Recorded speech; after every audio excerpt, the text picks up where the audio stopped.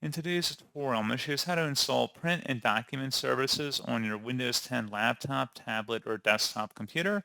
So this should hopefully be a pretty straightforward process here, guys. And without further ado, let's go ahead and jump straight into it.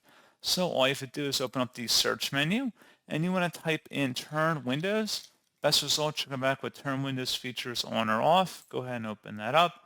And then you want to go down to the print and document services in here. Go ahead and make sure that's filled in, and then expand the dropdown and select the relevant print services you want to enable, and then select install or select the OK button to install them.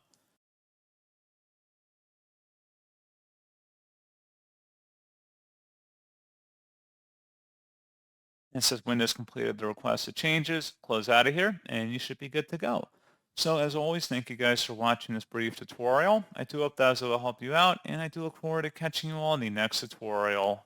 Goodbye.